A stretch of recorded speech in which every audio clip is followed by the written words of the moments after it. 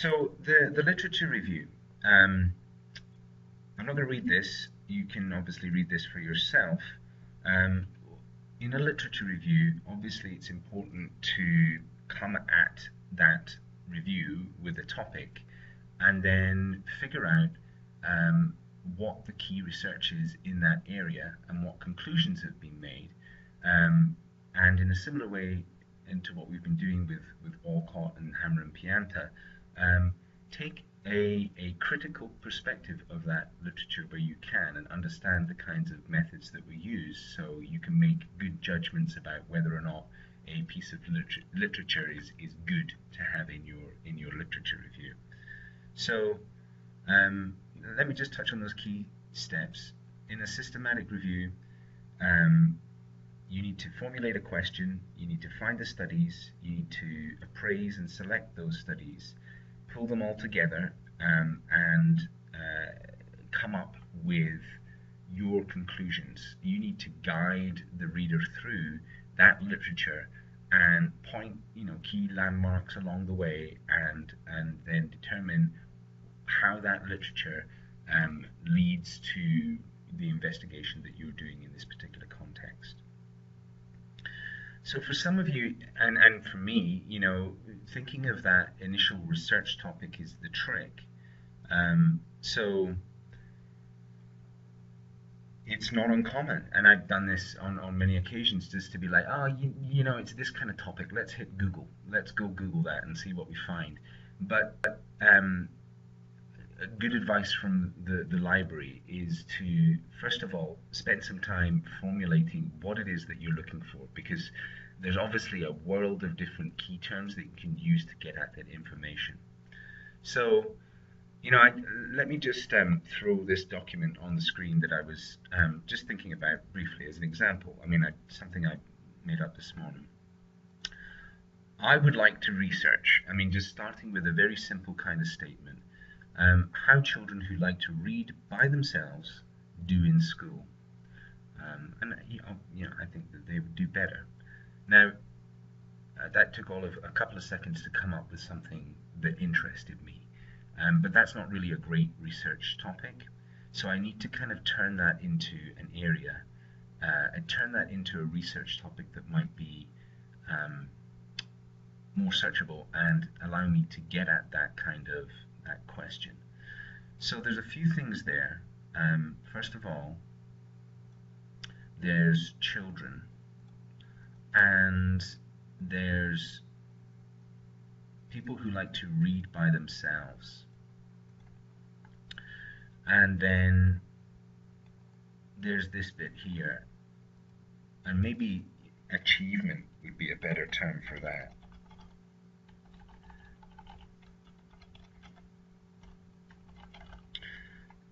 So I guess the question is, what do these terms mean? I mean, I can do children, I can do read by themselves, and maybe there's another term that's better than that. And then there's achievement. But when we think of children, is it young children? Is it adolescents? Maybe is it junior high school, teens? I guess we need to be clearer there. Achievement, is it achievement on test scores, such as the Woodcock-Johnson test that was mentioned in the Hammer and Pianta article? Is it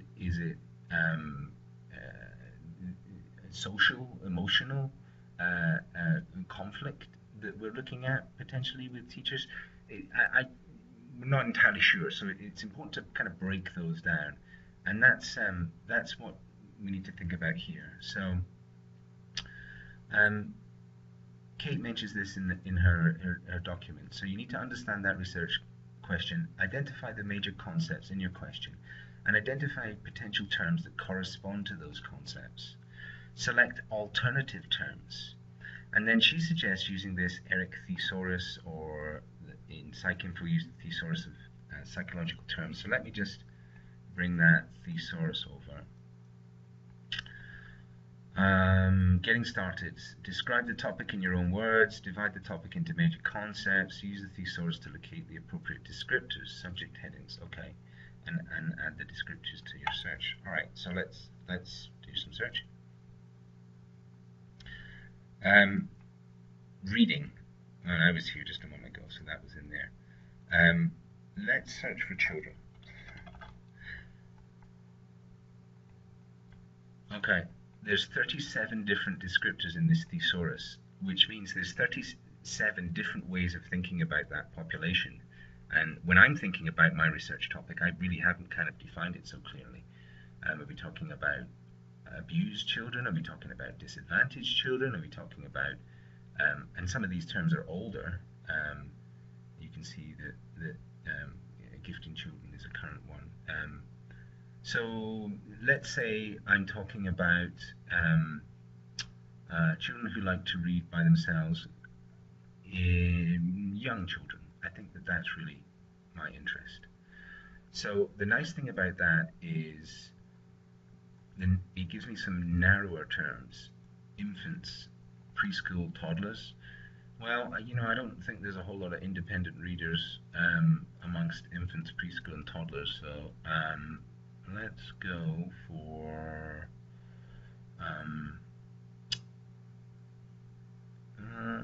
kindergarten's another area.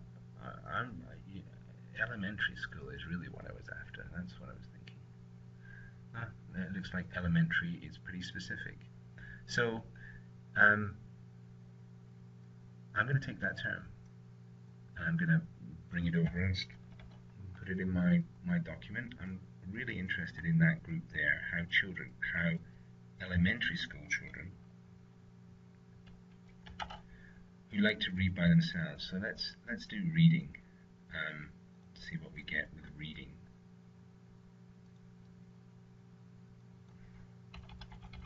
And maybe it's more independent reading, as I was saying. Reading, critical reading, early reading, individualized, maybe that's, oh, okay. Independent reading. Excellent, look at that. So there's a whole bunch of different related terms that are going to be useful for me when it comes to researching this topic. So I'm going to make that who like to read independently. I'm typing over here, they like to read independently in school. And then I'm going to have, oh, not in school, it's really, we like to read independently outside of school. And then I've got these wonderful terms here now from Eric to narrow things down. So let me go back to Kate's document. So we've got a few more terms. We've selected alternative terms. We've got individualized reading, independent study, supplementary reading materials, reading interests, etc. And then I can begin to think about how I'm going to search for that. Maybe I want to search for elementary school children and independent study, elementary children and individualized reading, elementary school children and reading interests.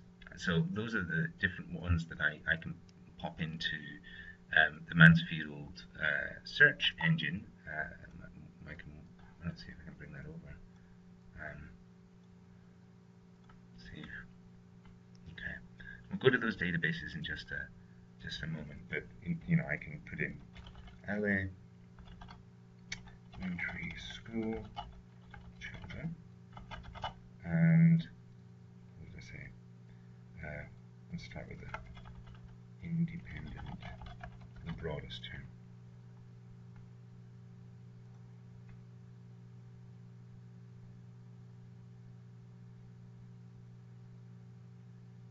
So that's somewhat interesting. It's not targeted enough. It's not getting me at the kind of articles that I'd like to get at. So I maybe need to go more specifically into a database search. But already with independent reading, we can see the problem, and that is that it's more related to school rather than outside of school. So there's going to be terms amongst those ones that I found in the ERIC search that are more applicable. Okay. So let's go back and see what Kate's got here. So she's working through some, different terms here and defining those and ors, those Boolean searches, Boolean relationship between terms. There's reference to a couple of ways of understanding the value of an article by the amount of times it's been cited. And if you haven't checked out the Web of Knowledge, Web of Science, then it's an interesting way to do research. So get online and check that one out. Google Scholar is probably familiar to most of you. So research resources, let's go and get into one of those databases and do some kind of more searching. There's a link to this, the UM's thesis dissertation in our Moodle course. And what's nice about that is that, there's examples of topics that other master students and doctoral students have investigated. So it gives you a kind of an idea of how they framed their research topics, which is always helpful. That idea of finding models and examples of research in that area can help you guide how you want to frame your research as well. Obviously, if the research has been done, you just don't simply want to reproduce the research. You need to kind of find your way through the different literature to come up with a topic that is unique and valuable within the field. That's what good research is about. It's about creating that new knowledge, building on the work of others, and critically analyzing that work and producing results that can inform future practice and theory and so on. So let's go back to the Mansfield Library site. And I'll just go back to the home page. And so if I want to go look at the database list, I can do this.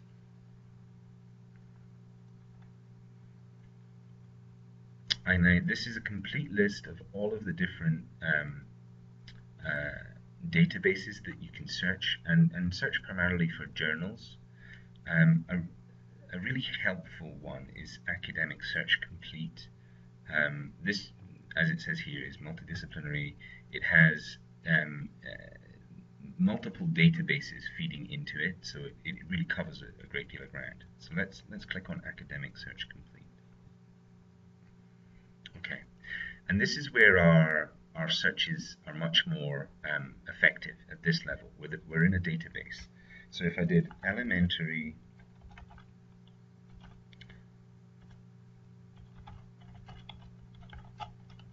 school children and independent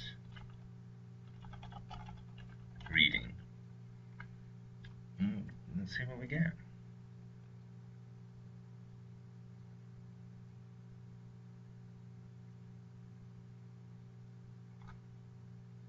Let me get rid of that.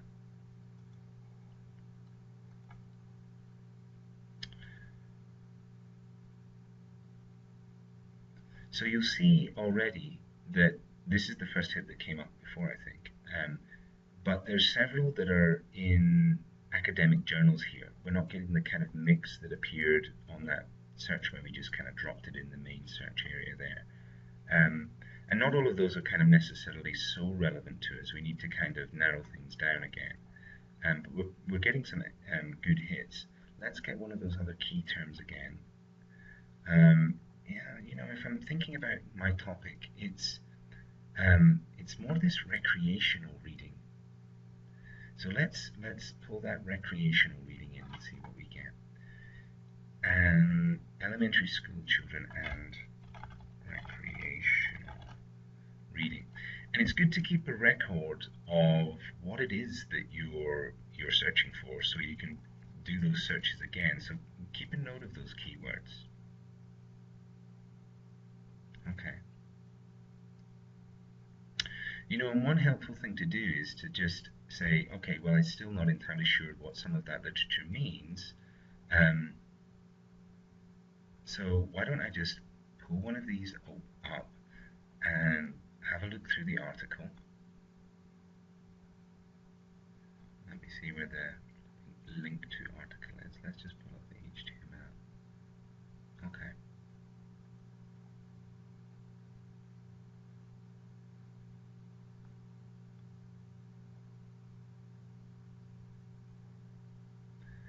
So these are the kind of things that are helpful to me in thinking about what it is to conceive of this impact of recreational reading on elementary school children. Well, perhaps they just have a different attitude to reading, and maybe attitude is going to make a difference. So, is the attitude of elementary school children towards recreational reading something that might predict student achievement? That's one potential topic. Gender. So does it make a difference whether boys or girls are recreational readers in this case? The methods section is very interesting because it gives you an idea of other ways that this has been done or similar things have been done before. Okay.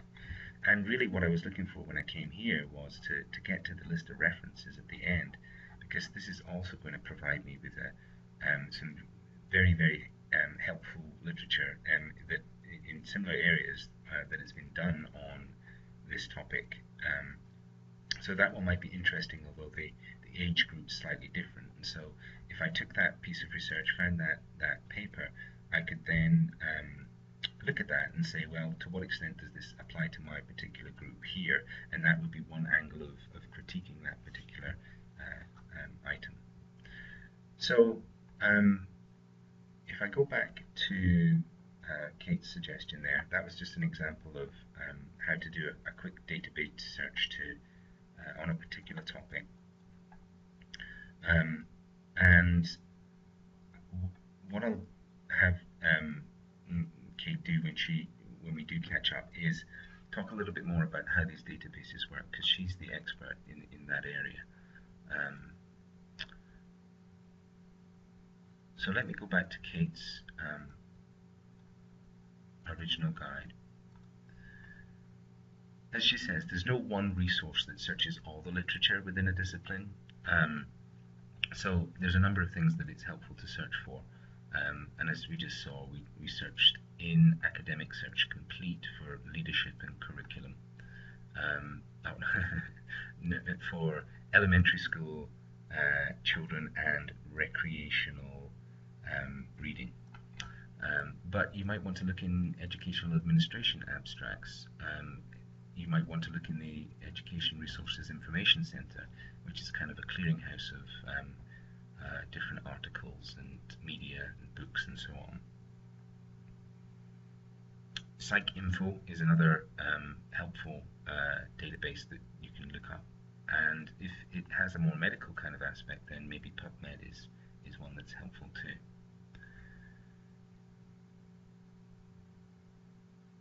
So journals, if you're looking for a specific journal, then you can visit the Journals tab. Let's go back to the Mansfield Library.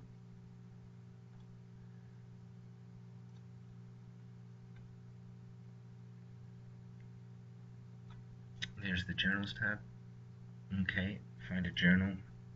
Well, you know, if I still have that article from the one that I just pulled up, then there would probably be a bunch of journals identified in those references lists that I could just, if I knew what they were, I could just pull up now and then find a specific journal. But let's say there's the journal. There must be a journal of elementary education.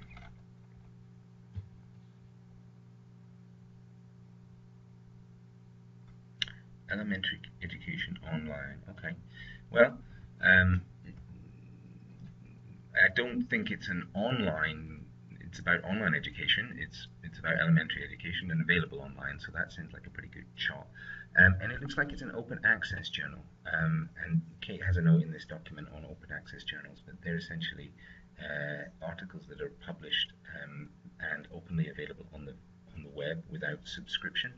So rather wonderful thing that academics are publishing their work openly, so everyone can benefit from their scholarship. Oh, I went to the directory there. I should have perhaps gone to,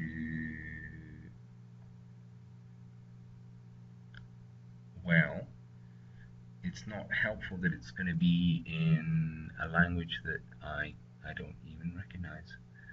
So we'll probably need to go back to the that's the beauty of research. You don't know what you're going to get sometimes. So, Journal of, and you school teachers out there know these ones probably better than I do. But I know there is a journal of online learning and teaching. And if I spell it correctly, let's see if it'll pull that up for me. Okay, good. So I go there and I can access my specific journal for the specific topic that I'm focused on. So I could do the same, presumably, if I did a little more hunting around in the bibliographies of papers to find out what the elementary school journals were. I could identify a specific periodical and then connect there and search through that one. And of course, some earlier versions are available at the library, so you might want to do that, but a world of resources are available online, so it should be possible to do the kind of research that you need to do online. Okay. The impact factor of particular journals, that's interesting. The journal citation reports give you an idea of which journals are most impactful, and you would imagine things like Nature and Science, those two huge journals that you hear NPR mention from time to time, are some of the most kind of impactful journals to publish in. But other journals, key journals in the field, will have a higher rating than ones that are less so. So there's obviously some distinctions in terms of getting published within one that is very difficult to get work published in, and one that is less so. And their impact rating makes a difference in terms of what particular journal you're being published in. So journal citation reports will provide some information about that. The open access literature, we just looked at an example, and that Journal for Online Learning and Teaching is open access as well. It's content published by academics who make it freely available. The citation management software, I'm not going to spend so much time on that, but if you want to learn more about EndNote or RefWorks, I guess I've been kind of leaning towards RefWorks in terms of those two systems, and RefWorks is pretty handy, and Kate and others, Sam Hines at the library will help you kind of explore that. I did attend one of the workshops on RefWorks to start with, but I have an account and you can organize your literature and then pull it into a bibliography at the end, which is very helpful.